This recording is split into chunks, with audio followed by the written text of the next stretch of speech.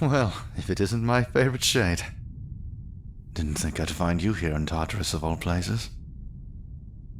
Honestly, I didn't know if I'd find you at all. You haven't been in your usual spots recently. Have those bone rakers been giving you trouble again? If they are, I'll knock them around a bit. That ought to make them think twice about bothering you. Just going for strolls then? I suppose that makes sense. Not much to do around here other than explore.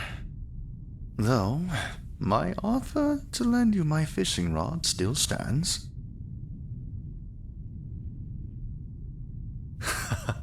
You say that now, but we'll make an underworld-class angler out of you eventually. Just let me know if you've ever come around to the idea. It's really not all that hard. I'd love to teach you. Well, that's easy. I would make time. My schedule isn't that packed. Oh, come on now. Is it that hard to believe I enjoy your company? Hold that thought. I have something here that might convince you.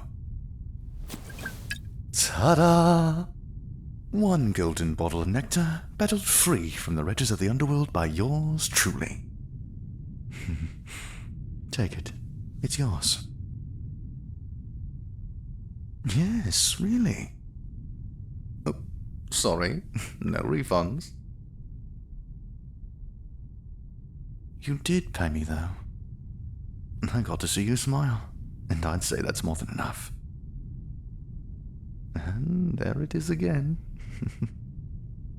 Yes, this is definitely worth it. The taste. The flavor is a bit hard to describe. Try some. That's the easiest way to find out. Oh, don't worry about that. I'm positive that neither of us will be in any trouble. I've given some of this nectar to Sisyphus, and the gods don't exactly hold him in the highest regard. They've got so much of this stuff up there, they'll never even notice. So please, keep it. It's a gift. You can save it till later if you want. Don't feel like you have to indulge for my sake. Nah, I don't have anywhere I need to be at the moment. My escape attempts move at whatever pace I deem fit, and sometimes I prefer to take my time. I knew you'd empathize. From what you told me about your life topside, it sounded pretty busy. I imagine it's been somewhat relieving to get some rest. It's well deserved. Oh, I didn't know bringing that up would make you sad. I apologize. I should have made sure you were comfortable first. Although, I do wonder, is that why we haven't crossed paths during my recent escape attempts? It can't be fun to run into a cathartic god when you're homesick for the surface.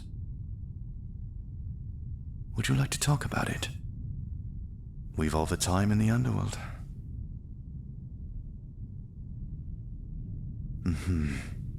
I get it. Such lapses in memory often occur with shades. Memories can be hard to hold on to, even for the living. Don't feel bad. Go ahead. Ask whatever you'd like. I'll fulfill your request if I am able to.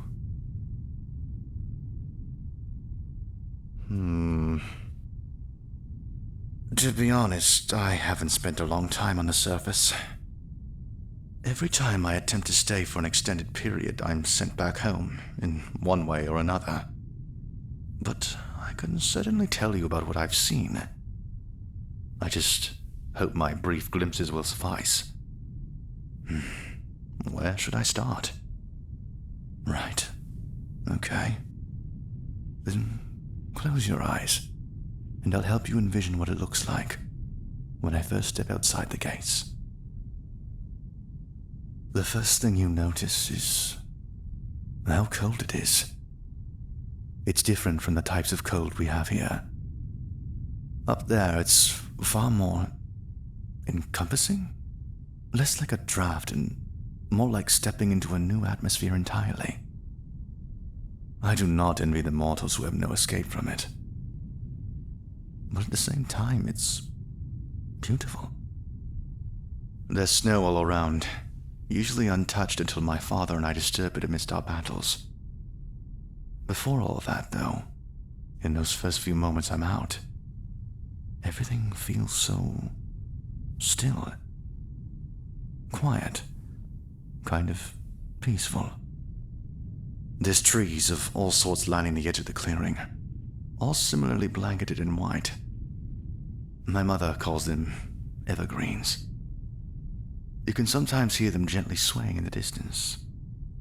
A few ponds are scattered around, too. Yes, you can fish from them. Every time I make my way out there, I half expect those ponds to be frozen over.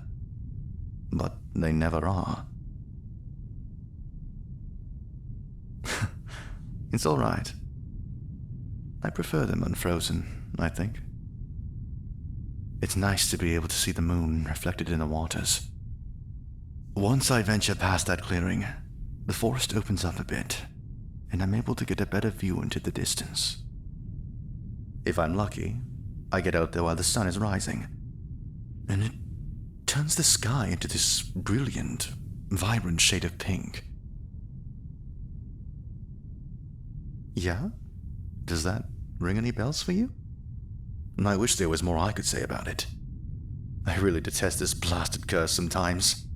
Without it, I might be able to stay up there longer, so I could come back with more to describe to you. You're right. I shouldn't fret over things that are out of my control.